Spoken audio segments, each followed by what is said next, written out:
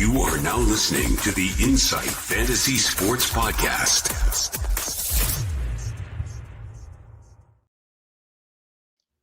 Welcome all and welcome in. We are back. It's Thursday, the 18th of September. Week 3 starts tomorrow with a cracking game in Buffalo. DFAB, my main man, back again.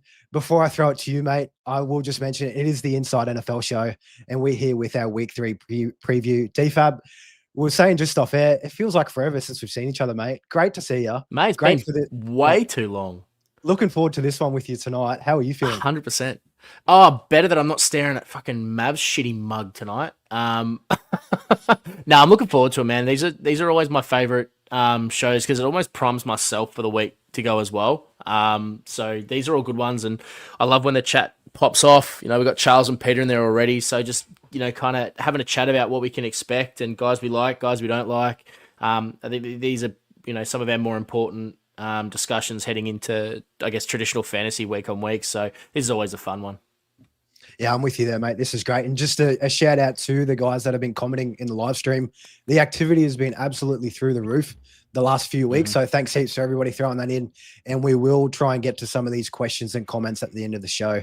But we've got an absolute beast to go through, covering all games. We will be previewing each game and also going through the top start sits that we have for each, just to hopefully give you guys a bit of insight if you do have questions on who to play this week in your matchups in traditional fantasy. But before we begin, I will just do a little bit of housekeeping. Last night's SuperCoach trade show went absolutely off. If you did miss that, the link is in the description below. Along with the link to last night's show, we've got all of our X and Instagram handles there for you as well. We're absolutely throwing out and pumping out content. One thing that we will be releasing over the weekend, probably for the last game of the slate, but we'll see how we go. We will have a little giveaway as well, that if you just comment on an X post and guess some scores, you could be in the running to win a free prize, which is going to be pretty sweet indeed. 100%. And no real injuries to kind of get through since we've covered those all on Tuesday. There's been no real updates. Joe Burrow is still having surgery on that turf toe, sadly enough. Yeah. BFAB, I'll actually ask for you before we dive in, how are you feeling about that Joe Burrow news? I mean, week 2, probably one of the biggest implications, an absolute gut punch. But how are you feeling?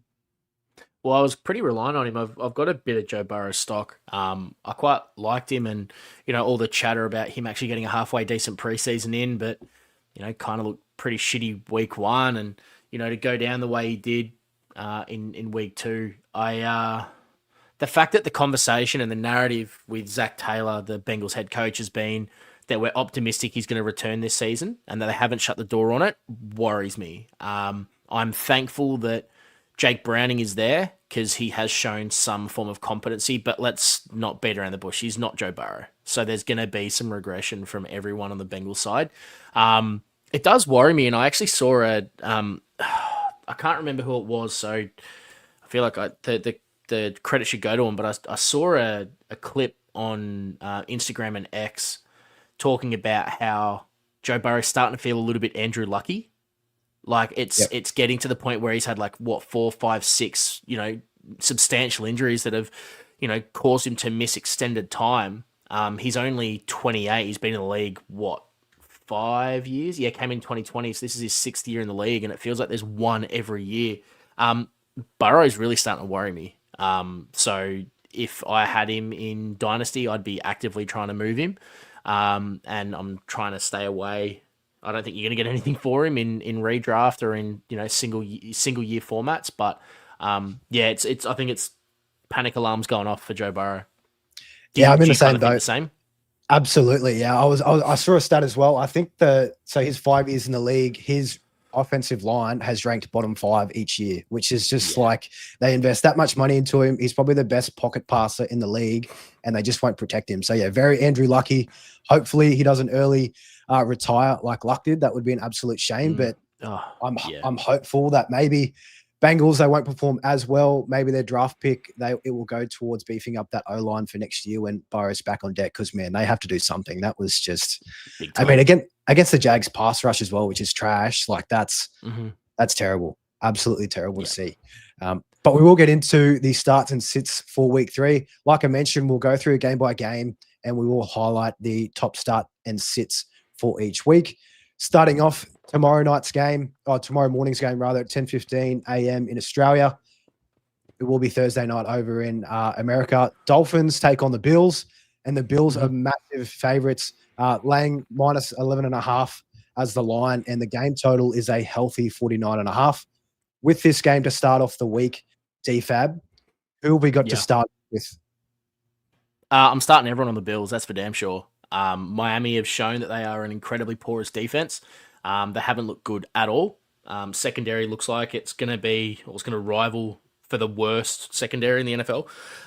So everyone on Buffalo, I'm starting Josh Allen, smash play, Cook, smash play, touchdown upside a huge. Keon Coleman, I know he had a quiet week last week, but we know that the way the Buffalo passing offense works, it's predicated on sharing the ball around. Sometimes he's not going to get it, sometimes he is. I'm starting him with confidence this week. On the Miami side, I'm trying to sit anyone I can, if I'm honest, but specifically Jalen Waddle. If there's anyone I can bring on over Jalen Waddle, I'm staying clear. Devon Achane, I take it back. Devon Achane, I'm starting really happily. He's looking like a PPR monster. But everyone outside of Devon Achane, I'm trying to sit, including Tyreek Hill. It feels gross, but if there's anyone that I can pivot to, I'm going to. Yeah, I love the A-Chain call from the Dolphins. I'm the same. That's the only one that I would be starting. And just to throw in there, the Bills, their defense won't be as good as normal. It was confirmed linebacker Matt Milano and also D lineman Ed Oliver will miss. So, but even still, this should still be an absolute thrashing on that side. And hopefully Josh Allen can get a little bit of work with that James Cook vulturing those touchdowns. Yeah, absolutely, mate. Couldn't agree more. Awesome. So to start off the Monday morning slate here in Oz, the prime time, or not the prime, the start of the Sunday games over in America. Packers at the Browns. This one could be a little bit of a gritty, tough game. We've got Packers as 7.5 favorites with the total a low, measly 41.5 total points. Who have we got for starts this week, DFAB? Again, not to kind of sound like a broken record. Pretty much everyone on the Green Bay side. I mentioned in one of the pods while you're away that Green Bay are currently my pick to get to the Super Bowl. They look super well balanced. I love everything I'm seeing out of the Packers. Now they've got Micah Parsons. Their defense looks proper lockdown. So I really like them. If I can, I'm definitely going to sit Matthew Golden though. I think Romeo Dobbs, you can take the gamble just because he's shown that he can do it before. That wide receiver room is wide open. So if you're going to take Dobbs, sweet. If you feel like you're super injured and you need to take a gamble on someone, you could go gold, and you could even go Dontavian Wicks if you so choose. Hope that he gets 5, 6, 7 catches out of the slot. But Jacobs, Jordan Love, starting with confidence. On the Cleveland side though, every single running back, Judkins, Sampson, Ford, sit them all. We have no idea what that looks like. Everyone's going to be rushing to have Quinshon Judkins in their squad after going, for 10 for 61 last week. 3 targets through the air as well. Look like a world beater. You'd expect he's not going to get a full workload just because he's trained in full this week. I think they're still going to ease him in. It's not exactly the best matchup to get him to start anyway. So I think it's going to be this weird 3-person committee. They're going to be coming from behind as well. So I assume they're going to get a healthy dose of Dylan Sampson anyway. So stay clear where you can. Judy and Tillman might actually be a halfway decent dart throw, though, just with how much they're going to have to throw. Flacco's going to be, he's going to have to warm that arm up and get 50-plus attempts out to be even a chance at coming close in this game. So, on that, Harold Fannon's probably the guy that I would really want to start out of anyone at the Browns. And we've seen the tight ends. That's probably been the only weakness against the Packers defense. I mean, they've been suffocating the run. They've been doing pretty well against the wide receivers, but the tight end, Zach Ertz last week, got some love, and also Laporta in week 1. So I love the call on that one, DFAB. Moving on to the next game. It's also a morning game. Colts at Titans. Colts are 4.5 point favorites, and the total is 43.5 there. Looking at the starts in this one, DFAB, who have we got? Well, I want to ask you very quickly, are the Colts sneaky good? I know that they've started really strong. Having played both Miami and Denver, you've kind of got separate ends of the spectrum, but looking good against both. Do you think the Colts are legit? I think they are. And I'm upset that I didn't realize the signs preseason, because all in all, their whole roster, besides the quarterback position, even last year and this year with Richardson on deck, was very tidy. It was only that big question mark with the quarterback. But now Danny Dimes is there and he's competent. They are just guns blazing. I mean, JT looks like an absolute stud. Yeah, I think Colts, they could win the division this year, and it wouldn't surprise me. Yeah, 100%, man. And on that, I'm starting all Colts. To answer your question, I think Danny Dimes or Indiana Jones, as he's starting to be affectionately known as, he's a safe bet, especially with the rushing upside. They're giving JT the chances in the red zone, but if it doesn't go the first time, DJ's kind of getting that crack. So there's some rushing touchdown upside. I think Michael Pittman is an enormous smash play this week. The Titans have given up the 5th most yards to outside receivers so far this year.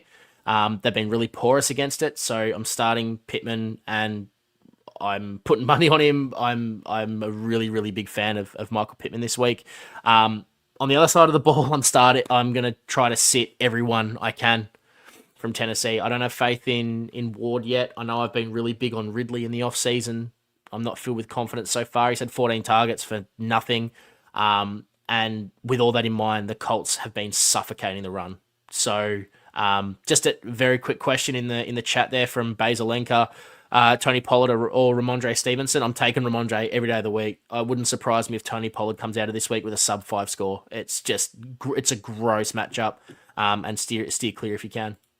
And Ramondre against which we wouldn't have guessed it at the start of the year. The Steelers is just leaking points through the run game. So yeah, that's what Ramondre is facing up against this week. Love the call out on Pittman. Absolutely love it.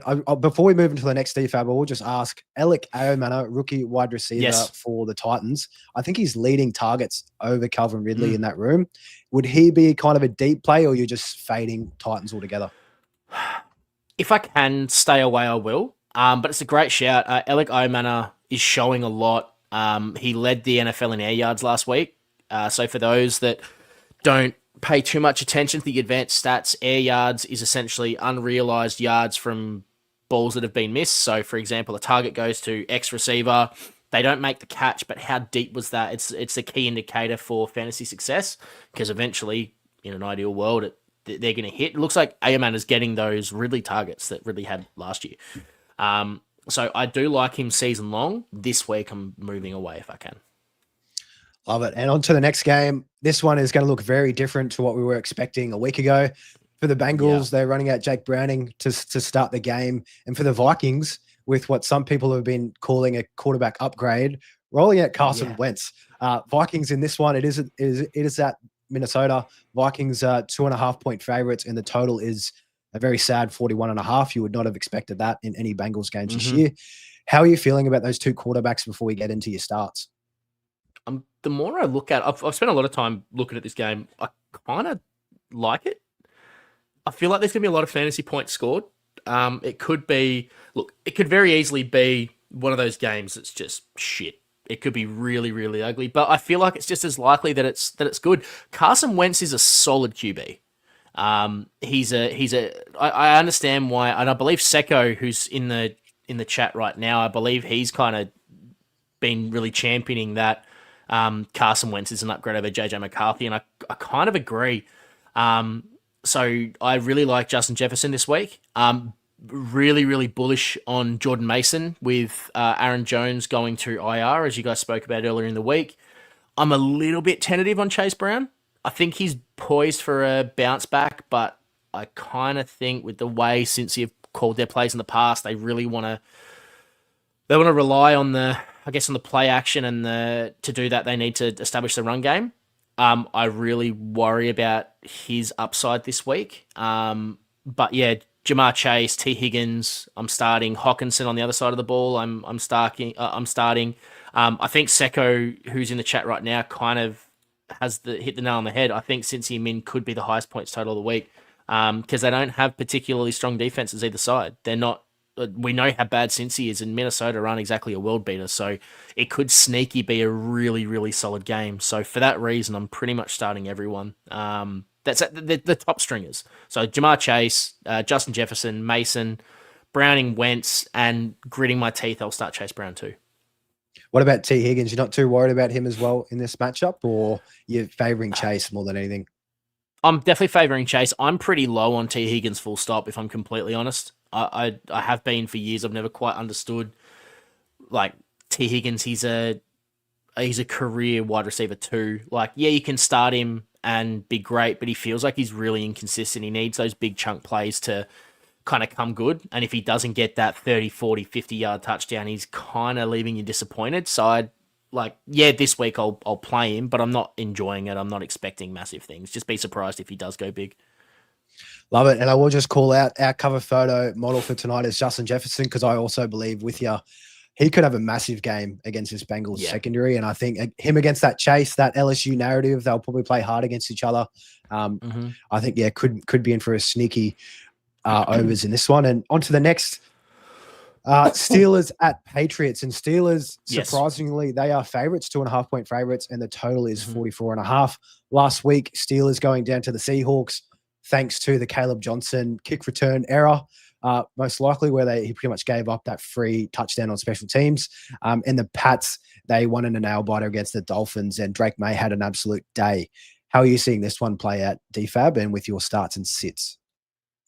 I think the Pats probably take this one at home. They seem to play really well at Foxborough.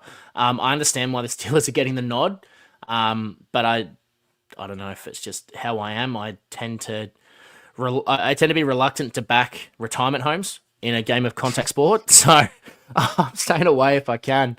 But no, jokes aside, I really like New England.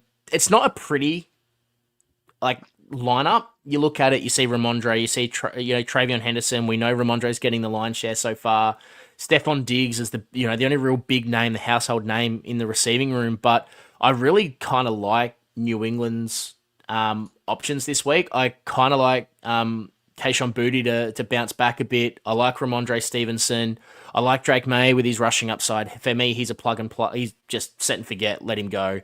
On the other side of the ball, though, DK Metcalf, similarly to what I talked about before with Michael Pittman's smash place, I believe it's the fourth most to outside receivers. At the moment, New England have given up 4 different 14-point games in standard scoring to wide receivers. So in only 2 games, there's been 4 wide receivers that have scored 14 plus. So their secondary is not good. So DK Metcalf, very, very happy with him. I guess through that, Aaron Rodgers, you can be happy playing as well. But there's not much else I'm going to be actively trying to start. I'm avoiding Jaylen Warren if I can, but if you can't, starting, that's fine. Love it. And I think just to mention with the Patriots leaking points for the wide receivers, their main quarterback, Christian Gonzalez, he did miss the first couple of weeks.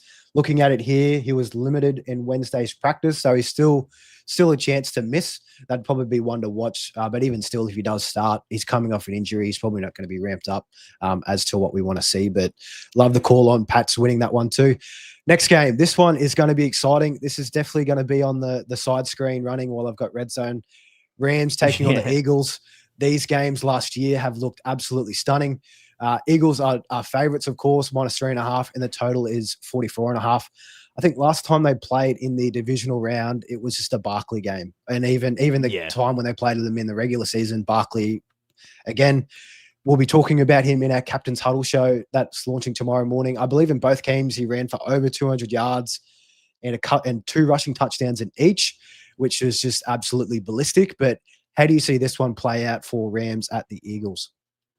It's going to inevitably come when he has another big game like that. But I know that during the preseason, we talked a lot about the volume that Saquon ran last year. So I think that at least for this year, I don't really foresee a world where he's going to have consistent, 200-yard, 2-touchdown games. Now that I've said that, he's probably going to do it. But I just don't see that I don't see that really happening in his world this year. I think this week's going to be a really big bounce back game for AJ Brown. I really think that's going to happen. We know that if he doesn't start getting some targets with some depth to them, that I think he's going to start kind of rattling the boat. He's 28, but he feels like a vet that's been there for 15 years. The man needs to get, they're paying him. They need to start giving him the ball. And I think the way the offense is moving for the LA Rams, it's going to force Philly and Jalen Hurts to have to throw the ball downfield to keep the score ticking over. Saquon Barkley will still get a healthy run of it, but I think they're going to have to start throwing a little bit more to AJ Brown, to a lesser extent Devontae Smith now that Dallas Goedert's back. But yeah, it's kind of a weird one to gauge. We know that Philly will have some games where their passing attack is the focal points, a lot of games where it's the rushing attack. But yeah, I'm starting AJ Brown with confidence this week. I'm not panicked. It hasn't been a good start. We know that NFL fantasy is volatile. On the other side of the footy, Devontae Adams and Puka Nacua start smash plays. Kyron Williams, I think it's just a matter of tempering your expectations towards him. Again, in the same vein as Saquon Barkley, I put it up on my Instagram throughout the preseason. With the workload he had last year, 316 carries, Saquon Barkley had 345, same kind of thing. That 300 carry rule is pretty massive. So we know what that drop off looks like. So start him. You drafted him to be someone that's starting every week, but just temper your expectations. I don't think we're going to get those 125 yards off 14 touches and 2 touchdowns from either of these guys really this season. They're just going to be pluggers. They're going to need volume to be impactful. And when you're lucky, you get a touchdown and you'll be happy. Yeah, I'm with you on Kyron this week. I know we had a little bit of a debate during the preseason, but against the Eagles with a healthy Jalen Carter and that D-line, it is going to be tough. Yeah, I think it is going to be put on Stafford. And with the AJ Brown call, man, I hope you're right, DFAB, because I was telling everybody last week in my DMs that AJ Brown will bounce back against the Chiefs. Hopefully I was a week early. And looking at it, in week 12 last year, AJ Brown went for 6 catches, 109 yards, and a tutty.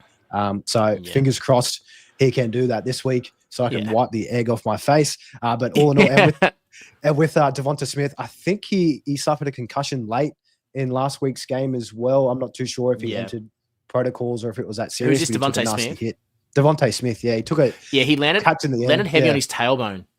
Oh, I don't know if that's what you're referring to. Yeah, he landed really heavy on a contested catch. Did really well to nearly bring it down, but landed really heavy, wasn't able to brace his fall and was kind of hampered. So look, and anyone that's hurt their tailbone or fallen flat on their ass before knows that it's not 3 or 4 days and you're good. You're not sitting right for a week and a half. So he might be hampered. I will just say, for the guys watching, I think your buy low window on AJ Brown shuts this week. If you want to try to buy low, just send a couple of let's try that again for a third time. Send a couple of speculative trades out. You just never know what's going to hit because the guy who owns AJ Brown might be so pissed off thinking you can't get anything for him. See what you can get the conversation going, because if you can get him on a buy low, you're laughing. Love it. Love the call. Moving on to the Jets at Buccaneers, still in the early slate. Bucks are favorites. Baker's Bucks, minus 6.5 points and 44.5 total points. This game, the Jets are starting Tyrod Taylor, so it is going to be a different look with Justin Fields missing the week due to concussion protocols. And surprising enough, Baker, he's just an absolute dog. He copped that many injuries last week against Texans, and he's still slated to play today. How do you see this one playing out, DFAB? I think this is going to be a fun one for fantasy. For the uninitiated on Tyrod Taylor, don't be scared off. This is a career. He's a legitimate veteran. Think of what you get out of Geno Smith. You get that out of Tyrod Taylor. He may not necessarily win you a game. He can, but the reason why he keeps getting work at 36 years old is because he will never be the one to lose you a game. He's so reliable. Look at how he finished 2023 when he was playing with, who was it? The Giants. He finished against LA and Philly. Both were top 5 defenses at the time. Still finished with an 18 and a 17. So Tyrod Taylor isn't going to lose you the week, but he's going to be someone safe. So if you are the Joe Burrow owner, you weren't able to get Jake Browning in waivers because he went too high, you could pick up Tyrod Taylor for basically nothing and start him with confidence. I think he's going to be just fine for this week. And in turn, Breece Hall, smash play. Garrett Wilson, he'll get plenty of volume. Stay away from Braylon Allen on that side of the ball. I think that's done. Breece Hall's just been constantly overlooked. Just leave that. And then on the Tampa side of the ball, I'd like to see a little bit more volume for Emeka Egbuka. I know he's kind of fallen into the end zone with his 3 tutties in 2 weeks, but I'd like to see that snap share. Well, the snap share's there, so I'd like to just see a little bit more volume go his way.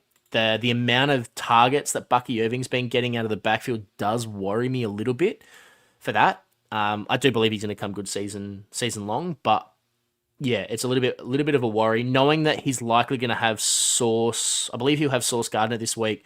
So temper expectations, but could still be very solid. Bucky Irving smash play. I'm probably staying away from tight ends in this matchup, though. I don't particularly love Mason Taylor or K. Dotton in this matchup. And just to throw it to you on this one, DFAB, we've got a quick comment in the chat.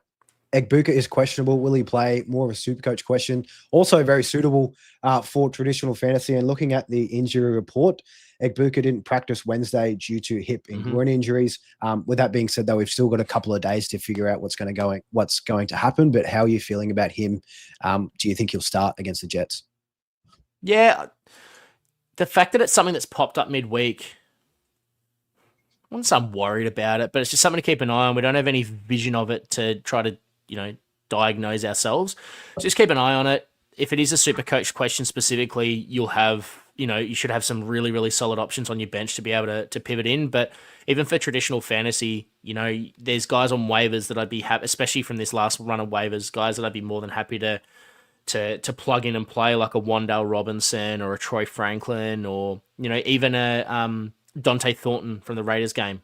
There's a lot of guys I'd be more than happy to put in if Egbuka does get taken out and doesn't play this week. So just keep an eye on it. And on Sunday, make a call. If you're unsure, make the pivot. Love it. And before we move on to the next game, DFAB, just to ask, with Tyrod Taylor coming in, do you expect to see more receptions for Breece Hall in this game? No more or less than any normal. I think Breece Hall's kind of he's not going to get the kind of reception totals that he had last year with Aaron Rodgers, knowing how much Aaron Rodgers likes to dump it off to the running back. But if you can get anywhere from 3 to 7 targets as a running back from Tyrod Taylor, you're sweet. Tyrod Taylor's the kind of guy that he gets told what the offense is and he just does it. So if he's told to look for the running back, he's going to look for the running back. If he gets told to look for the X receiver, he's going to do that. If he gets told to wait in the pocket, if he gets told to break out, he's going to do what he's told. So I'm starting Breece Hall with no reservations this week. Love it. And could also be your last chance to buy low on Breece Hall even as well. He had a bit of a dud week last week. So if you're invested, could be a good time to cash in. Moving on to the next game. This is a divisional game, and I'm keen for this one. It should be good. Falcons taking on the Panthers. The Falcons are 5.5-point favorites, and the total is 43.5. Looking at this one here, the Panthers, last game was just a joke, and Cardinals kind of let them come back in the fourth quarter to make that one a contest. And for the Falcons on that side of the things, they just ran everything through Bijan against the Vikings. In this game, DFAB, do you see it being more of a Bijan game, or do you think London gets more involved? No, so I'm actually fading London this week. I know that he's got really, really high draft capital, but if I have the ability to, I'm sitting Drake London. JC Horn, who's the number one corner at Carolina. I know that Carolina's defense as a whole isn't great by any means, but JC Horn, think of him as a Pat Surtain from the Broncos.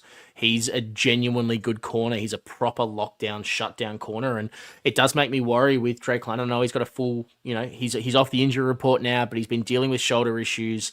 I just worry a little bit about it, knowing that they can just establish the run, they can pound the rock between Bijan and Tyler Algier, who's actually been sneaky nice. He's bordering on a flex play. Now, granted, I know that a lot of his usage last week was in garbage time. I can kind of see that this week falls in line with that. Like, I think 5.5 is a really, really short line, even if it is in Carolina. I think Atlanta could get out to a 14-point lead in the first half really comfortably, and then they rely on Tyler Algier to kind of bring it home. So, look, it feels gross saying sitting Drake London. Maybe it's more a temper expectations thing. I don't expect him to have a big game. He could blow up because we know that's what really big name wide receivers do. But yeah, I'm really, really tempering. And if I have like a 3-headed monster at wide receiver, I'm pivoting if I can. And then for the Carolina side, Bryce Young, he's been great at times. He's been horrible at times. I think he's leading the league in turnovers at the moment. Chuba Hubbard's been great. Ted McMillan, he's an alpha. He's going to get volume. Stick with him. But everything else, I'm probably staying away. And just with Ted McMillan there, AJ Terrell, star corner for the Falcons, he will probably miss this week. Looking at it here on the injury report, hamstring, did not practice Wednesday, and everything is lining up ball that. So, yeah, definitely supports that Tech McMillan if their star probably corner like on the him other more. side is out. Yeah, Love probably it. like him more now. Moving on to the last game in the early slate, Texans at the Jags. Oh, man. Jags are 2.5-point favorites at home with 44.5 total points. This game, I think, will be very interesting. The Texans have looked absolutely horrid with that O-line. I'm hoping it's a bounce back for Nico. How do you feel about this one in this divisional matchup? Well, two things. I think we missed the Raiders-Commanders game, so we'll have to do that for the 3 a.m. slate too. Oh, my bad. No, that's all right. I'll jump on that I think next. this is what we're hoping to be a big bounce back game.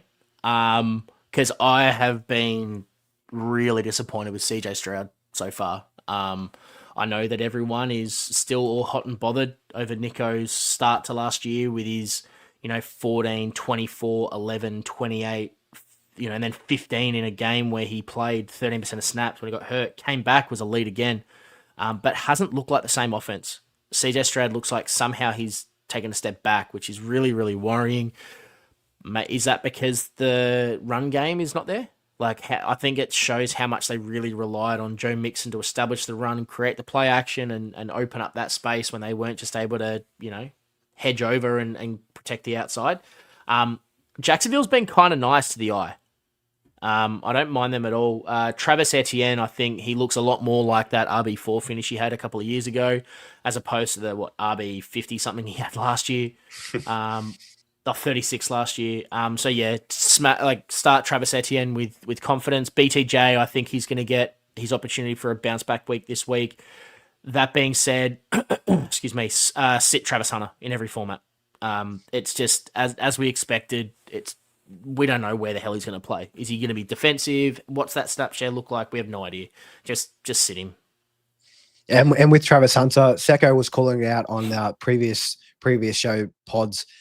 He will probably play more on defense because they are missing one of their cornerbacks, and that room was already shallow as is. So it's going to take him away from offense and take away those opportunities for fantasy, which we hate to see. And going up to the game that I did miss, Raiders Commanders, I think I missed it for a reason because I'm not looking forward to watching it, especially if Jaden Daniels doesn't get the run. He is battling with a knee injury at the moment. Head coach Dan Quinn has said he's not too sure how it looks like. We'll see how the upcoming practices go. But as it stands, it is in Washington, and the Commanders are 3.5-point favorites with 44.5 total points. A lot of questions in this game. Brock Bowers, if he's going to be healthy. Can Gino kind of come back after that terrible 3-interception game last week and looked absolutely horrid, missing anyone and everybody in open lanes. But with this one, DFAB, are you a little more optimistic on the Raiders side of the ball, or how do you see it? Nah. Not at all. Have started seeing, and honestly, deservedly so, I know it's only 2 weeks in, but have started seeing some Trent Richardson comparisons for Ashton Genty. I know it's a really, really early crow, but the pass protection problems is a real concern, and that's why Dylan Lauby's been getting snaps. It's just a bit of a worry for Ashton Genty. I'm sure he's going to come good. I think it's more likely that he does than doesn't, but the comparisons to Trent Richardson's I guess kind of middling career at best, they're not unfounded. So it's a little bit of a cause for concern. Full disclosure, I'm trying to sit everyone I can from this game. So Bill, Ja'Cory Krosky-Merritt, everyone really excited with Austin Eckler going on IR, which is probably his career done, which is really disappointing. He's going to get more opportunities, but the Raiders have been really, really good between the tackles at shutting down the run. They've been sneaky good at closing down the run, so I'm probably staying away from him. Debo, yeah, maybe. McLaurin, maybe. But if it does look like Mariota is going to get the start as opposed to Jaden Daniels, we just don't know what it's going to be. We don't know what to expect. So I'm probably staying clear. Zach Ertz might have some upside, but everything's really murky in this game. So as you said, we probably forgot about it for a reason. It's probably not one I'd want to watch or want to have anything as part of it. What's the over-under, like 41? 44.5. So a little bit. I think they're projecting Jaden Daniels will get the start. Yeah. But with that being said, DFAB, I will just ask about Jacoby Myers. He's been seeing that much volume for the Raiders. 10 targets in week 1, 12 targets in week 2, but some of those targets were absolutely horrid. Are you looking to start him, or you're kind of off the Raiders passing game while Gino's looking like this? Yeah, like it's actually a pretty good point. Now, I actually mentioned Dante Thornton before as well. So yeah, Jacoby Myers, I think he's got the fourth most targets in the NFL so far.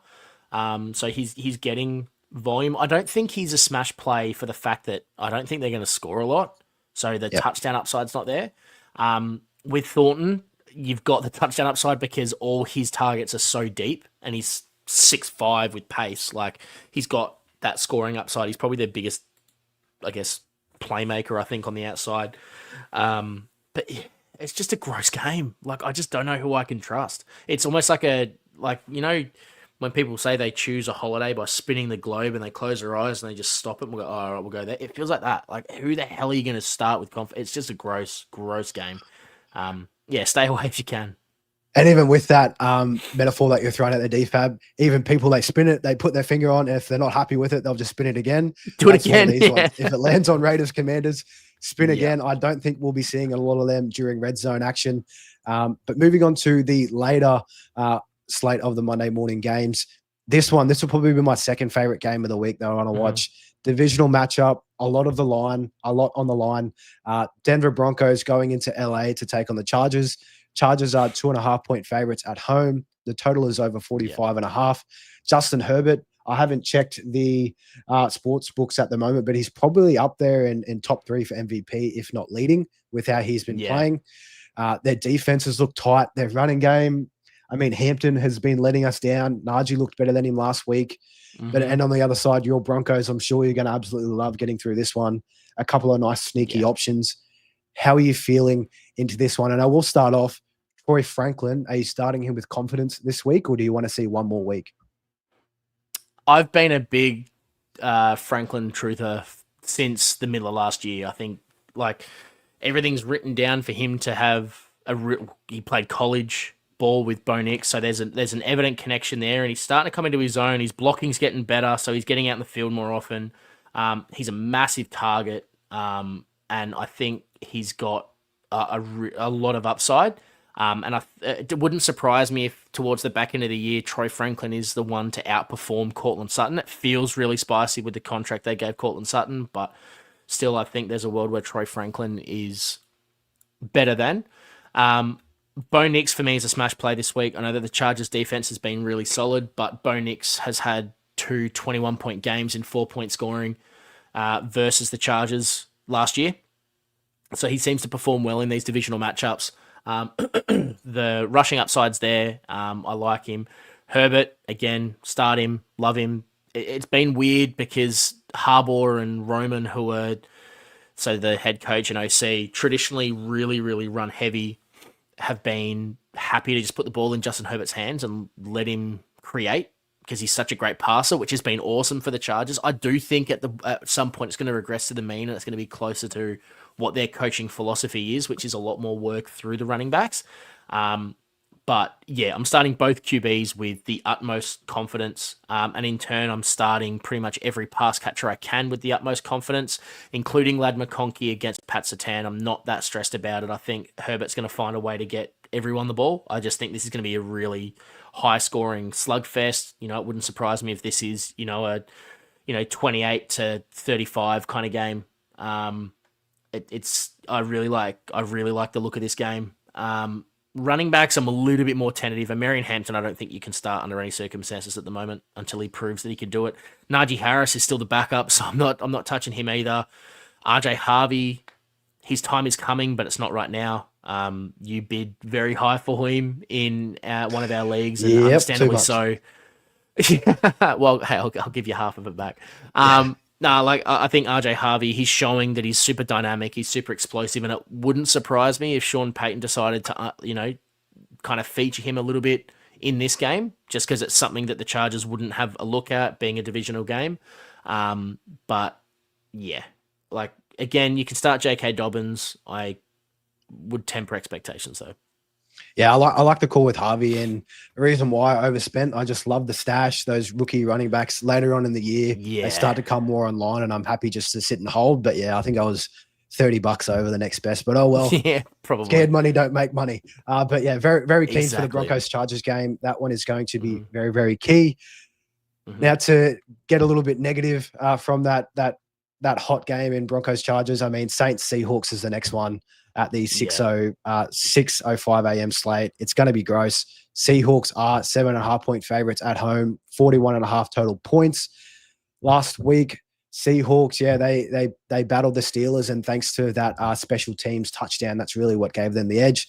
The return of Kenneth Walker, oh baby, I think his opportunities, I think he only saw like 35% of the snaps, but man, he can do so much with so little. That was just so great to see. And on the Saints side of the ball, Spencer Rattler, Juwan Johnson, and Chris Olave, those guys have been getting a lot of work, and of course Kamara. But how do you see this one playing out? I mean, Seahawks, their defense has looked very dominant the first couple of weeks. Yeah, they have. And the Saints defense has looked pretty average. But what do you think on this one, DFAB? Not to beat my chest too much, but I did tell people when we were talking about SuperCoach specifically, don't panic trade out Kenneth Walker. Like all the utilization stats, so how often the ball was put in his hands for how often he was out there, he had more opportunities than Charbonnet despite the snap counts. Same thing happened this week because they know that Ken Walker is a playmaker. I think that it's a purposeful change in approach to keep him healthy because he's broken down so much. They're doing this earlier in the year. He's gonna go big towards the back end of the year. Now, that being said, Charbonnet hasn't practiced all week with a foot issue, and it's trending towards him not playing this week, which means Ken Walker should likely get a full starter's workload, which means he has that opportunity to go massive. So, look, I'm going to be honest with you. He's in my starts of the week this week. So, keep tuning in for a little bit more of that. But, yeah, Ken Walker is a full-blown smash play this week. And, honestly, everyone on the Seattle side is. JSN will be great. Cooper Kupp looks like he's a little bit of a safety blanket for Sam Darnold at the moment, as we kind of expected, him playing a little bit more out in the slot rather than out. JSN doing a lot from that X spot. So Cooper Kupp has some sneaky, feels gross, but worthwhile value there, especially in a matchup like this. Darnold, you can start with confidence. As long as he stops throwing the ball away, he'll be fine. But yeah, New Orleans, I guess you start Alvin Kamara. I don't like it. I don't like anything in a black and gold jersey at the moment. Olave, I guess you start it. Juwan Johnson, I like. He's a monster. He's going to keep getting targets. The volume's there, and tight end is so gross that you can start him and be okay with it. But yeah, everything else in black and gold's kind of nasty right now. And Seahawks, I think, are a smash play for those with DST. They've been great all year. And yeah, I think this is one that you can start them with confidence. Yeah, I love it. Seahawks defense at home. They should come out absolutely roaring. And I actually missed the Zach Charbonnet news. So I'm glad to hear that. Yeah. I did pick up Ken Walker in a couple of leagues, which makes that even sweeter. So yeah, absolutely love it. But yeah, the Saints, I think Juwan Johnson too in tight ends, he's leading in targets as well, which is you wouldn't have picked that whatsoever. And he's getting used a whole heap in the slot, which Kellen Moore likes to or loves to do in his offenses. So it's great to see. If you picked him up on waivers, well done. Moving on to the 6:25 a.m. slate. This one, it's the second highest points for the week. It is Cowboys taking on the Bears in Chicago. The Bears are half-point favorites at home. That's purely probably just because of the home swing. 50.5 total points. I mean, last week for the Bears, rather, Roma Dunze coming out party, 2 touchdowns, looked like an absolute unit.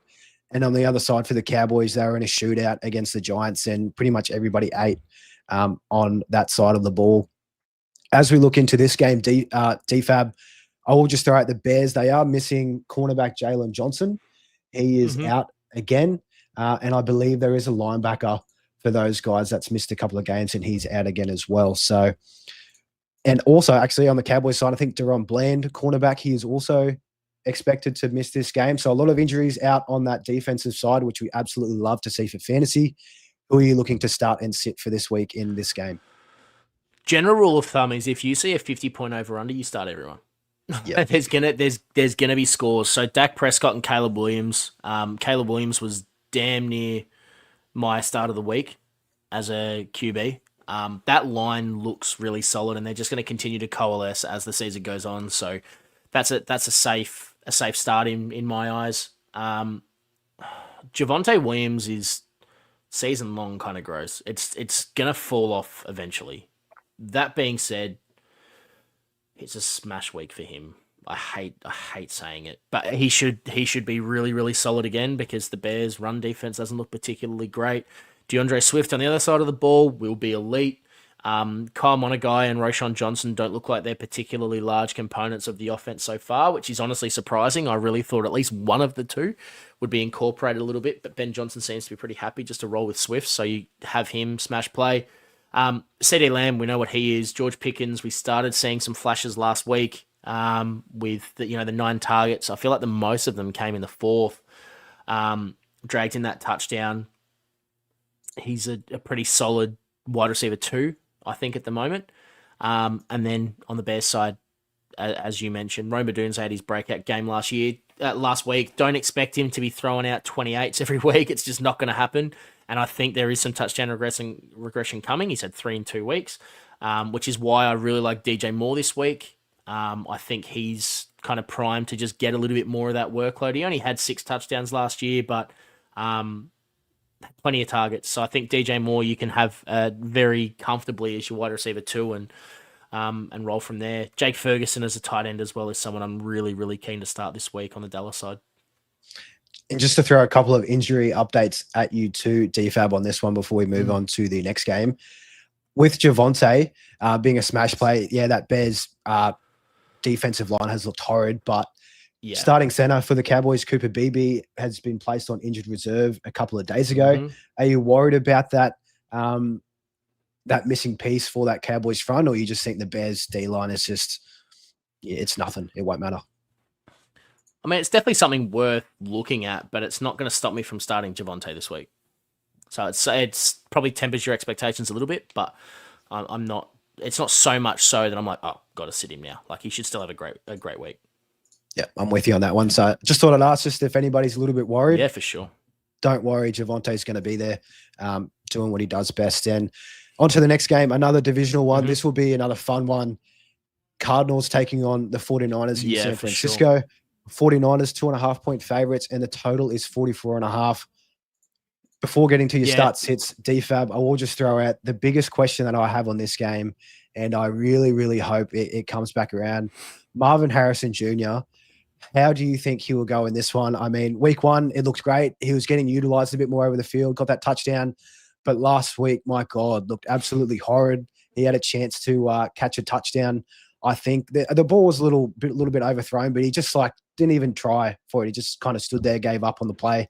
Not what we like to see. Drew Petzing, offensive coordinator for the Cardinals, is just back to his old tricks from last year, which is just devastating, especially since they spent the 4th overall pick.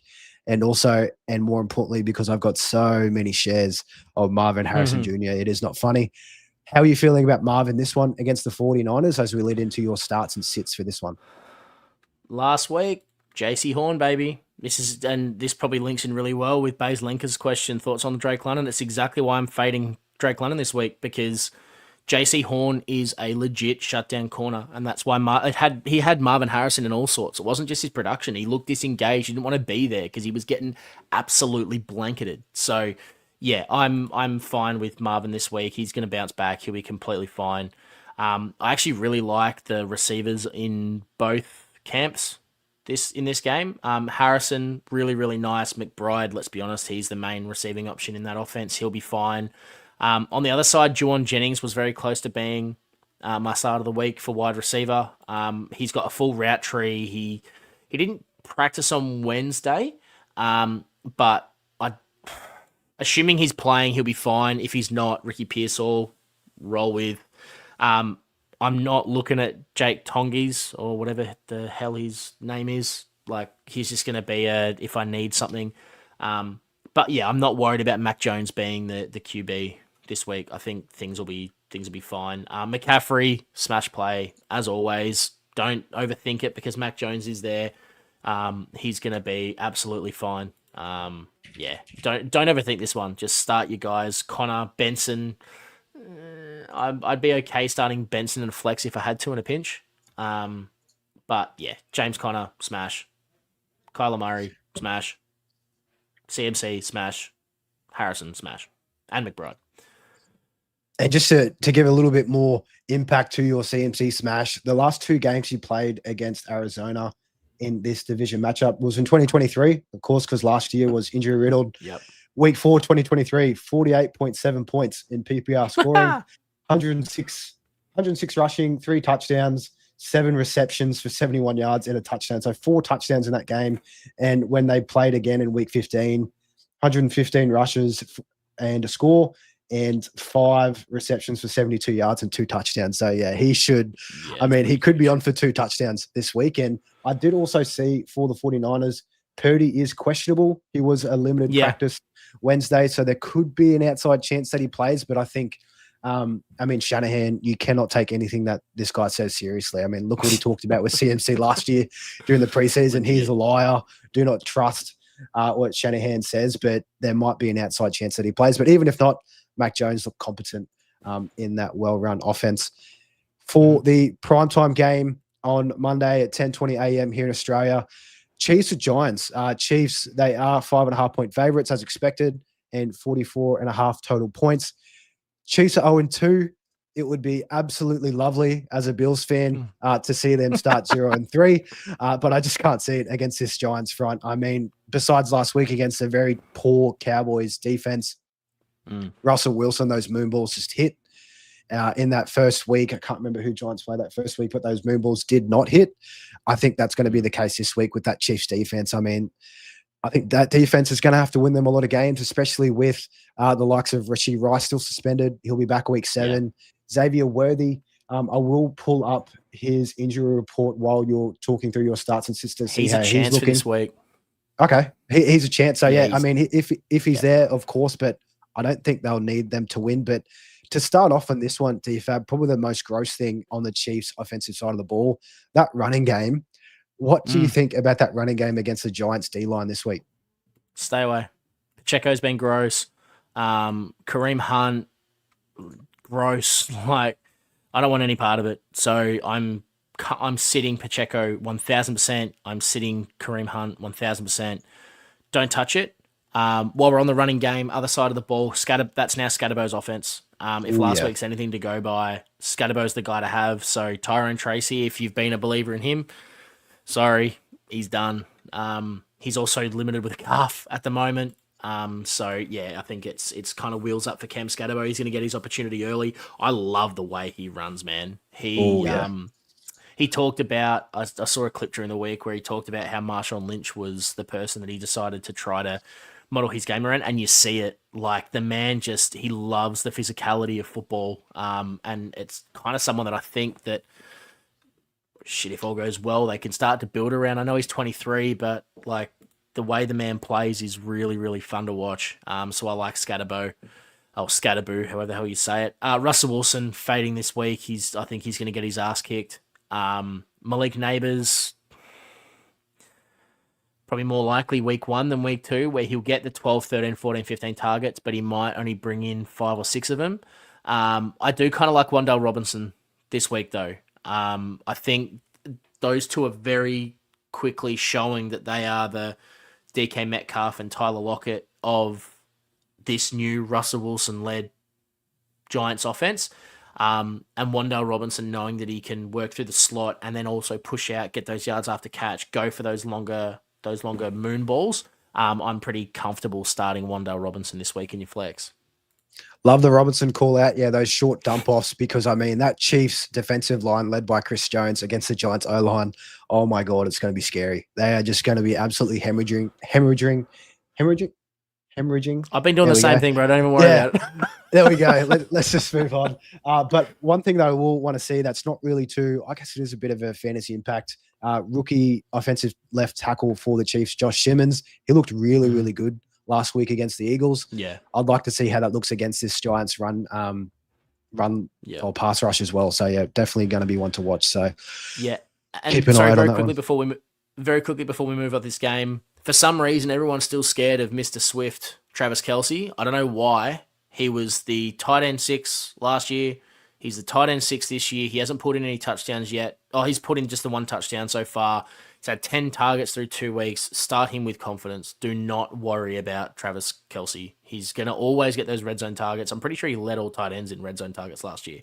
Yeah, he did. I know he's been kind of gross the last couple of years. Be water. Have a short memory. Don't worry about it. Start him with confidence. It's fine. And I think if you can buy low in your league, if people seem to be shitting all over him, if you can buy low on him, do it. And last week, he really should have brought in a touchdown as well. 100%. That drop, I mean, yeah, that was not good to see, but I mean, his week could have been a lot better and he would have been, no question, a smash start this week.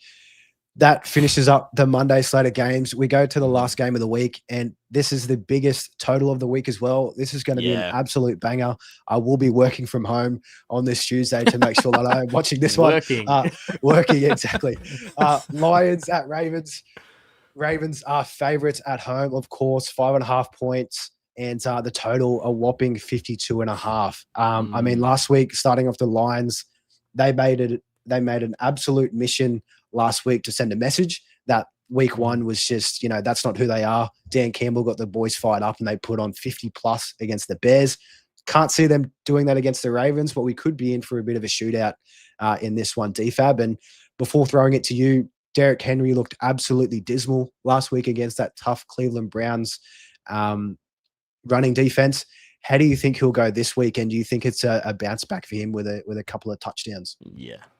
Yeah, 100%. I think Cleveland just dared Harbaugh and the Ravens offense to beat him any other way. They saw how embarrassed, or how easily embarrassed the Buffalo secondary was when they let Derrick Henry get even the slightest bit of momentum. And I think that Cleveland just decided, nah, if we're going to lose, that's fine. You can do it on the outside, but you're not embarrassing us like that. And they committed to stopping that. And that's why Derrick Henry only had 11 carries. They just stacked the box. They had 7-man sets and made it damn near impossible for him to get any penetration past the line. So assume he's going to be a bounce back this week. In all honesty, I'm starting, again, not surprising, I'm starting all running backs. So David Montgomery, Jahmyr Gibbs, Derrick Henry. I'm starting pretty much all wide receivers, being Amon-Ra St. Brown, Jamison Williams, and Zay Flowers. Zay Flowers is kind of changing my mind on him a little bit. I know he's always had these blow-up games where he's looked nice, but volume has kind of gone up and down. It feels a little bit different with the way he's getting the targets and where he's getting them. He's a wide receiver 6 overall in half PPR scoring at the moment. But what's most encouraging is the 20 targets for 14 catches. He's dragging them in, and the yardage totals, he's got over 210 yards already. So, Zay Flowers is one to watch. He's not someone that I'm aggressively targeting in SuperCoach or anything like that, but I think he might have taken a step because he looks really, really nice at the moment. That being said, the things I'm not starting this week are defenses or tight ends. Laporta has looked kind of pox. He looked all right in week 1, but the offense looked like shit. They went back to what they were doing last year. They stopped targeting the tight end and they started looking a lot better. I think that continues. And Mark Andrews, god damn it.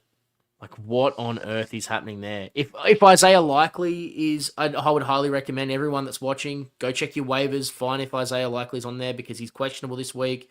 He's likely ruled out for this week, but he was a chance, so it's looking like next week he's going to be back. He's someone to go. I think he's going to get the lion's share of it immediately once he's back in, and Mark Andrews will be done. I was a really big believer in Mark Andrews in the offseason. Thought people were sleeping on him, and I very quickly found out I was so wrong. He looks like shit. He looks old. I think he's done. Just can't get free. Can't get separation. Doesn't look good above his head. Just he's gone. So yeah, he's let us down big time. Fall short of something 2 weeks. And love the call with Likely. I was upset when I saw that notification. Secko in one of our leagues picked up Likely off waiver. I was like, damn, I let one slip there. Great pickup. And I'm with you. Likely he could just take over from Mark Andrews because he has definitely missed a step with that one. But they're all the games for week 3 with the previews of start sits that we've covered. Hopefully you guys have got some answers out of those ones if you're looking at your lineups and questioning where to go. Moving on to the last part of tonight's show, our starts of the week. We'll run through each position and also defense and special teams to throw it out there for those sickos that have leagues with defenses as well. If you do, take a look at yourself, move on for next year. But anyhow, starting off, I'll start off with this one here in quarterbacks DFAB. I am starting Drake May against the Patriots. Just seeing, Drake May against the Steelers. Drake May plays for the Patriots. I didn't even see that in the run sheet. Just absolute bonehead. Starting May against the Steelers, I'm pretty confident that he will have a pretty big game going off what we've seen from that Steelers secondary. And again, at Patriots, Foxborough, like you mentioned, they should see a bit of a bump. And I do like them to take this game. So May's going to be there for me. Love the rushing upside. Steelers have not been able to do anything against the run. And I think that scramble running from May out of the quarterback position, I think it's just going to be a little too much for them to handle. Who's your QB start of the week this week, DFAB? For me, it's Dak Prescott at Chicago. Love it. Excuse me. He had a really big game last week, had 361 yards, had 22.1 fantasy points and 4-point scoring against the Giants. I think he's going to run it back. The Bears defense, specifically the secondary, have been absolutely brutal against opposing QBs. JJ McCarthy put up 22.2 in week 1. Jared Goff last week, 5 touchdowns, 34 points. I just think that Chicago's defense is shithouse. So I'm going hard on Dak Prescott. And for the betting conglomerate that's in our chat at the moment, I'm having a ladder on Dak Prescott for passing touchdowns this week on 3, 4, and 5. I think it's just going to be so much out there. You could do the same thing for CD Lamb if you wanted to. Like, there's just going to be so much opportunity. They just can't stop anything through the air. So Dak Prescott's a smash play for me. Great call. I was going to mention the CD Lamb anytime touchdown. People who have been backing that the first couple of weeks, myself included, he breaks that streak. It's been too long. I know it's already been 2 weeks, but he's too good. The top corner for the Bears is out. So if he doesn't get into the end zone, I will be absolutely gobsmacked. So yeah, love the play on the ladder as well. I'll be checking those odds after we're finished here. Started and looking at the running back position, myself, Jordan Mason for me, and I've been trying to trade for him in a lot of dynasty leagues as we lead into it. With the news, of course, leaning on Aaron Jones being placed on IR, and with Carson Wentz in the game, I think Mason is just going to get so much run. He's looked really good along the ground in the first couple of weeks, but the opportunities just quite haven't been there. Hopefully he gets a little bit involved in that passing game. He usually doesn't, but they've got really nobody else. I think Cam Akers actually did sign recently, but I'm not worried about Cam Akers in the slightest. And up against that Bengals secondary, they have just been absolutely ran all over. Etienne took them for a ride last week, and I think that continues again here with Jordan Mason. So, yeah, he's my start of the week in that position. Moving on to you, DFAB. Absolutely love this one. Take it away. Because I know you've got lots of stock in him, as do I, mate. Kenneth Walker. Kenny Walker. He was, again, like I mentioned earlier, he's been outsnapped by Zach Charbonnet the last 2 weeks, but he's been far more effective on the ground. Last week, averaging 8 yards a run. I'm starting him, especially with Charbonnet. That looks like at the very least he's going to be on some kind of limited snaps, or he's going to be limited in some way with the injury, not practicing this week. Fair chance he doesn't play at all. The Saints' run defense has also surrendered 14 plus points to 2 runners in the last 2 weeks. So they're not a good running defense either. So start Ken Walker with confidence, and assume that it's going to be more like the most recent game as opposed to the former in week 1. And especially with Charbonnet projected to be out, I mean, man, he could just go absolutely ballistic, and I can't see them trailing in this game whatsoever. Yeah, me either. Yeah, love that. Feels like a wire game for them, doesn't it? Yeah, it does. It does. And just to mention, DFAB, I shan't be trading Kenneth Walker to you in that insight league as well this week. So just to throw especially now that I've mate. told you that Charbonnet's out. Oh yeah. Not a chance in hell. Moving on to the wide receiver position, I am targeting also someone in that Cowboys Bears game. Again, over 50 points, like you mentioned. These are just absolutely smash spots for fantasy production. I expect it to be a shootout. Both defenses look pretty hard and they're pretty banged up. Rome Odunze, wide receiver for the Bears for me. I'm on the other side with this. I think DJ Moore, I don't know. He just doesn't look kind of, his attitude just isn't really there. Maybe because Caleb Williams is kind of missing him on a lot of balls. But I think that connection between Caleb and Rome Odunze has looked really strong. And I'm backing Odunze this week to go big. I think the touchdown run does continue. And with the amount of points and the amount of players that are going to be running this game, I think there's going to be so many fantasy points to go around. So yeah, Roma Dunze, wide receiver for the Bears, is my start of the week in that position. And Yeah, moving on to yours here, DFAB. Don't mind yours here. I actually made a trade, and hopefully it makes the manager feel a little bit better, because I was reading it through briefly. But I mean, I really like this guy. I didn't just trade him because I didn't like him.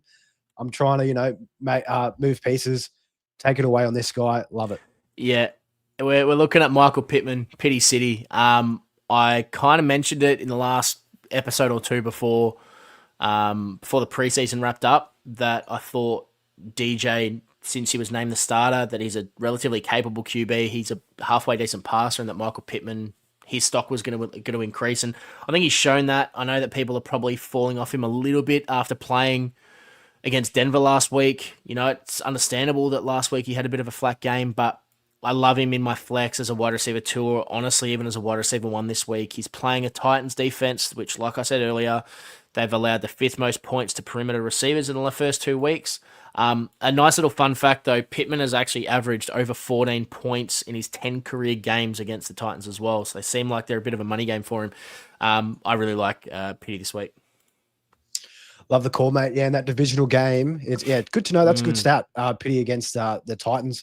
Moving on to the tight end position here. I'm just diving into. I'm not chasing last week's points, or I guess I kind of am, but I think the matchup just kind of warrants it. Green Bay Packers tight end Tucker Kraft taking on the Cleveland Browns. The tight end position, the Browns, they haven't done too much against that. I mean, take that with a grain of salt. Mark Andrews didn't do much last week, but he did drop a touchdown, and he's looked absolutely horrid. Kraft is the emerging number 1 target for Jordan Love in this offense. And if Josh Jacobs does get slowed down a bit by that tough running game, I think Kraft is going to be a very big beneficiary for this one. He had 7 targets last week. I think he had 140 yards and a touchdown. 124 yards on 6 catches and 1 touchdown there. I expect, probably not to go as large, but it wouldn't surprise me at all. I think he could have 8+ targets against this Browns secondary there in Cleveland. Yeah, for sure. No, I like that pick a lot. I believe he was it Secko's my guy? Yeah, Secko's my guy. Like it was an immediate payoff. He looks to be the goods. So I think that's a great selection. My tight end start of the week is Juwan Johnson versus the Seahawks. I know that we just talked before about how scary the Seahawks defense looks, but not to tight ends. So they've actually given up 2 10+ point weeks to 2 tight ends in two. I'm saying 2 way too much. 2 10+ points to 2 tight ends in 2 weeks. So it seems to be there's always a soft spot in every defense. They can't cover everything, and it seems like tight end is the spot they're willing to give up.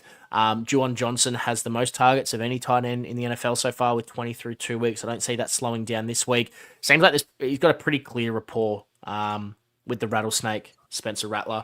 I think I was just reading earlier, I took a note down. He ran a route on 93% of the Saints dropbacks in week 2. That's like elite top tier wide receiver numbers. You don't get that you do not see that from a tight end. So I feel like he's worth it for that reason alone. He's always out there. He's always getting those options. He had a 27% target share last week. The floor is really safe with Juwan Johnson, and the ceiling is sky high.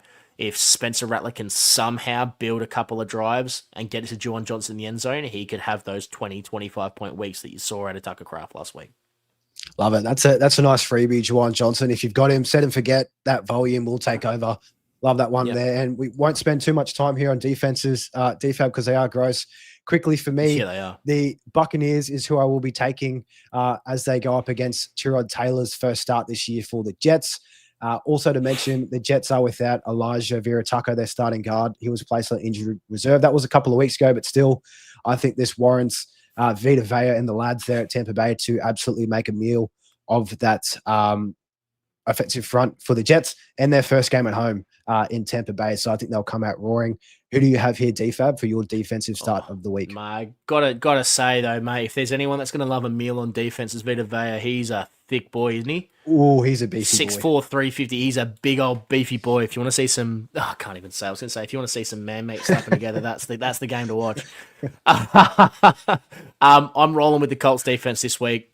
Titans feel like a gimme for all DSTs at the moment. Titans have given up 11 sacks so far, turned the ball over 3 times through the air. Cam Ward's going to come good eventually, but this ain't the year. Rookies almost always have growing pains in the first year. He's going to have his fair share of them. For that reason, I'm taking the Colts. Even just with the way they play, their play calls, and how much clock they run off, it's going to reduce their ability to have plays to try to score. So, yeah, take the Colts. I love it. A nice easy target against a rookie rookie quarterback, rather on the other side. And before we get to some questions, we'll run through the comments. We'll just throw up, guys. If you are watching this on YouTube, please like, subscribe. We absolutely love it. And I mentioned last night, Mav, he just gets, let's just say he gets Nick Chubbed whenever more likes and subscriptions come through on YouTube. So please jump over there, show us some love. It's nice and easy, and even better, it's free way to support us and to help us get into the eyes of like-minded fantasy people. With that being said, we'll quickly run through some comments, DFAB, before we sign things out. Yeah, got it. Sorry. Yeah, you go ahead, mate. Fire away. Sorry, you go. I was going to say, Charles here, he's very consistent in commenting within our stream. So Charles, absolutely love the support. And he was in here early before we went live, which is just great. Hello, gents. Thanks for your work. Last trade. Which trades would you do? I take this as a SuperCoach question. Golden to Franklin, Loveland to Fannin, or Harrison Jr. to Nakua. I'll quickly handle the middle trade there before throwing it to you, DFAB. I did make the move Loveland to Fannin in SuperCoach this week. You save $800K. Loveland's not doing absolutely anything. Fannin will make some cash, and he hasn't even got a touchdown yet. If he does get a touchdown, that break even will come down, and he will be slated to make more money. How do you feel about Golden to Franklin, DFAB? Now that I'm saying it, of course, I know how you feel about that, but Harrison Jr. to Nakua as well. Yeah, I talked about this in my Instagram post. Went on about 15 minutes before we went live. I think it's all about effectively prioritizing what trades you want to make. We've all got 5, 6, 7 trades that we would like to be able to make, but with Franklin to Golden, you might get more scoring, but with Golden sitting on your pine, knowing how wide open that Packers room is, there's every chance that he catches one ball for 40 yards or falls into the end zone for a touchdown. You're going to make money off him for another 2 weeks. So let him sit on your pine, assuming he's on your bench. Just let him sit there. Don't burn your trade on it. Harrison Jr., like we said, we expect him to have a big week, so I'm not trading him to Puka, especially looking at Puka's run the next couple of weeks. He's got Philly, then Indiana, San Fran, Baltimore. So 3 of his next 4 weeks are against tough opponents. I'm not bringing in Puka at the moment. And then Loveland to Fannin, I am doing that. So I think exercise patience, leave Golden in, leave Harrison Jr. in, and then get rid of Loveland, bring in Fannin. And if you are skeptical on the Harrison Jr., he is in my team still. He was a potential trade, but I'm hopeful for this week that he will bounce back. Fingers crossed. So thanks very much for that comment, Charles. Peter D, hey guys. Hey mate, thanks for throwing that in. Our guy Secko, they mentioned the Andrew Luck comparison on Get Up on ESPN. Yeah. There you go. I might have to start tuning in. Matthew Golden about to break out. I know there was a couple of close calls in that game last week, but I just don't know if that connection's there. And like you've been banging on for DFAB, that room's just too wide open, and it's probably going to take him a little bit longer before we see some stuff. Bazalenka, I think we did answer this one. It was Ramondre Stevenson. We did. Yeah, against the Steelers. Yeah. Thanks for throwing it in there, mate. Our guy Secko starting Josh Downs against the Tennessee Titans, DFAB. Nah, probably not. Like, if you can avoid it, I think there's plenty of options over Josh Downs that you can. Like, if you want a point of difference and you're in a matchup where you think you're really going to struggle, then chuck him in. But I think in positive game scripts, Josh Downs kind of gets mitigated. The only thing that falls his way is that Tyler Warren's a little bit banged up at the moment. So he was a non-participant on Wednesday. If he doesn't go, I think Josh Downs gets those little dump-offs, those targets in the hash. He's the reason why Josh Downs has kind of dropped off to a point, I think. So keep an eye on it. I'd avoid it if I can, but if Tyler Warren doesn't go, then I'm going Josh Downs. Yeah, I think even Downs has been dealing with a little hamstring injury himself during the offseason, but then again, ankle, it's week 3. Yeah. Oh, ankle, was it? So he could come back on track there. But Secko, again, Cincy and Min could be the highest points total. Yeah, it could be. It could be sneaky. So watch out for that one, guys. might not be as garbage as we think, even though Carson Wentz is starting and Jake Browning is on that side of the ball. Basalenka, we answered the Ibuka questionable play. Running back down, Secko, Christian Gonzalez likely back versus DK. We did touch on that. It will be one to watch, so monitor that. But even still, Gonzalez, he's coming back from injury, so DK could still be very well smash spot. Yeah, DK will be fine. Jay Sigger, I'll leave this one to you, DFAB. I take it this is He's your talking mate. shit. He's talking absolute nonsense. You know what? It's the kind of thing you'd do anyway. Take an AJ Brown with the number 1 overall pick. You know what? If you're dumb enough to listen to that advice, you deserve to lose. So we'll leave it at that. Cop that. Secko's throwing it again. And this was one as well that I heard. Offensive coordinator for Philly, he's talking about more Hurts designed runs, which is pretty gross given that they just have barely thrown the ball at all. So hopefully he's kind of a bit of smoke in the water there against the Rams matchup. Hoping so. But yeah, one to monitor. But yeah, we're both on the side of the AJ Brown bounce back, especially if Devonta Smith does miss some time. From Skeeter, thanks for throwing this in. Start Tyreek or T-Mac. I will handle this one, DFAB. Tyreek against the Bills, he's been kind of average, and that Miami defense, Miami offense rather, they might do a little bit better with Matt Milano and Ed Oliver being out on the Bills defensive side of the ball. But even still, I'm starting T-Mac all day, every day. They're going to be probably playing behind against the Falcons, and without star corner for the Falcons, AJ Terrell on the other side of the ball, T-Mac should get some pretty soft coverage, and he's that offense in that receiving side of the ball. So definitely start him there. Who are you taking between those two, DFAB, Tyreek or T-Mac? I got nothing to add, mate. The way you said it was perfect. I'm taking T-Mac. I see an upside for Tyreek Hill, but I ain't chasing it. I'm rolling with T-Mac. He's the alpha. Stick with it. Easy. On to the next, Charles Zammett, another one. Thanks, mate. Gents, is Jay McCarthy a definite out? Yeah, he is. He's ruled out. High ankle sprain, 2 to 4 weeks.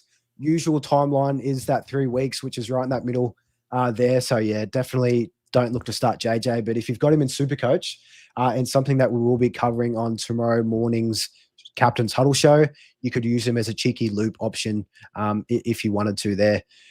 On to the next. Very quickly, before you go, Charles, the Vikings have week 4 and 5 in Europe. They've got 2 Europe games. I think they'll leave him here. I think JJ stays here. Then they've got their bye. I don't think we see JJ McCarthy till week 7. So if you've got him in traditional fantasy, find a pivot, someone that you're happy to roll with for a few weeks. I don't think you're getting JJ McCarthy back unless he's like really, really solid in his recovery over the next 2 weeks. Knowing it's typically a 2 to 4 weeker, I think they just hold him out till week 7. Love it. And this one here from pork chops and apple sauce. What a combo. Can't say I've tried that myself. I'll throw this to you. That's a good combo. Good combo. Interesting. All right. I might have to try it. Alec Ayomana or Tony Pollard in the flex. And just to recap, it is the Colts versus the Titans. Which way are you leaning on this one, DFAB? It's really hard because I think Alec Ayomana has the higher ceiling, but Tony Pollard has the higher floor. Alec Ayomana could donut, but Tony Pollard, like I said, will probably finish between 5 and 10. So I think it really depends on your roster makeup. If you're sitting in your flex and you've got, well, I know you've said flex, if you're really confident in your wide receivers and you think you've got that ceiling play, then roll with Tony Pollard just so you can increase your overall floor. But if you're in a matchup where they're projected to have 20 more points than you and you need to prop a dart throw, go Alec Ayomana and hope that you get one of those big long touchdowns. Yeah, I love that call, DFAB. Yeah, I was going to mention if you are an underdog, Ayomana, but if you're nice and safe, take Pollard. Yeah, absolutely love that there. Yeah. Secko here, if Genty can have a Trent Richardson rookie year, we'd take that. I'm still hopeful that it will be better. I mean, yeah, that pass protection, it definitely has to get more increased because, yeah, not only Dylan Laube got touches last week, also Zamir White was only a couple of, man, that's just gross. Seeing his name up on that game log just made me absolutely sick. So hopefully things come up. That guy, Matrix, Oi, Matrix, get out of here, mate. Basalenka, thoughts on Drake London? On yeah, so we touched on that. That's nice and easy. Peter D following up. I would send him this week. Drake, yep, we're kind of on that same, but still tamper expectations like DFAB mentioned. Our mate Punter, absolutely love bringing up his name here. Need to bench one. Bowers, Kraft, Waddle, Pickens, Garrett Wilson. Need to bench one. Waddle, yeah. Yeah, I'm on the same there too. Yeah, Pickens, massive game. Wilson's going to see everything he can handle. Kraft and Bowers should be back to the goods this week as well. No, Yep, absolutely agreed. loves it. Chef Nabi, I just traded Henry and London for Jamar Chase and Achan in half PPR. I think he cleaned If house. you got Jamar and Achan, dude, that's a phenomenal pull. Like if you got the latter end of that trade, really, really good decisions and smart chasing Jamar Chase when people are worried about Jake Browning. Sure, he might not finish as a wide receiver 1 now, but his ceiling is still sky high. So great trade. And from what we've seen, Browning just absolutely peppers Jamar Chase. And actually, there was a follow-up here. Chef Nabi, I think he threw out his team makeup. Running backs, Achan, Genty, Kenneth Walker, Bill Krosky-Merritt, Monty Judkins were pretty loaded there in running back. And Chase Adams, DJ Moore, Olave, Debo, QB, Hurts. Oh, yeah, so it's a start 1 and Tyler Warren. Yeah, great team, mate. That's nice and tidy. Very nice and tidy, and that trade definitely does make your team a little bit better. It reads like an 8-team league, so good team. Yeah, it's tough one there. And Jordan L, trade or keep JJ in traditional fantasy. DFAB, I'll start this one off here. I don't think you could probably trade away JJ. I mean, nobody's going to really take him off your hands. If they do, it's going to be on the low. If you can, just throw him on your IR. I don't think. Hopefully in your leagues, you can throw out players on IR. If not, if you've got that spare roster spot on your bench, just leave him sit there. He will be back, but most likely after their week 7 bye, like DFAB mentioned. But if it is SuperCoach, again, just kind of hang him in there. That's what I'm doing. I think that's what Mav and Secko are also doing. I'm not too sure what you're doing as well. DFAB and SuperCoach, you're hanging on to JJ still. Yep. And on the off chance, I agree with everything you've said. And on the off chance that you're talking about Justin Jefferson as opposed to JJ McCarthy because JJ McCarthy's out, as we said before, hold him. Justin Jefferson is going to be fine. If there is some perceived drop in value because JJ McCarthy's out, like we said, we don't believe there is. We think it's actually an upgrade at QB. So, yeah, roll with him. And if the guy in your league that owns Justin Jefferson is putting him on the trade block because he's worried about it, go get him. Love it. There we go. Thanks heaps for the questions, everybody. It's always nice to do a little bit of a Q&A at the end of the show to 100%. Help give a little bit more extra insight. And we absolutely love the engagement that's been coming through. So thanks heaps. DFAB, that'll do us here for our week 3 preview. It's been fun. It's been a banger, mate. Can't wait to see if what we've been talking about pans out. Of course, NFL, anything can happen. Hopefully, Marvin Harrison Jr. bounce back. That's the number one thing I'm looking for. Just as we close out, again, our Captain's Huddle show will be launching tomorrow morning for SuperCoach. Make sure to keep an eye out on that one. We'll be covering all captaining option, VC options, and also looping. And also keep an eye out on X over the weekend on all of our socials. And again, you can find them all in the description below. But in particular, the Insight Fantasy Sports. I believe on X it's at Insight FS Sports, and on Instagram it's Insight NFL Fantasy. So make sure you're following both of those and keep an eye out for the giveaway that we'll be coming up with. And that'll close us out. Best of luck to all of you for week 3. We will see you on Monday. DFAB, an absolute pleasure, mate. Great to be back. And a show with that, Mav. Yeah, like you mentioned, it's a little pleasure, but no, we love money, Mav. DFAB, sign us out, mate. That makes one of us, mate. Hey, Mav. No, it's been a pleasure, mate. I'm glad you're back. It's been fun, Mull. And everyone in the chat, you guys have kept it popping all night. Thank you very much. Good luck to you this week. I'm very keen to try to stay undefeated in the Insight Creator Championship. Yeah, let's keep it rolling. See you guys. Keep an eye out. Thanks, guys.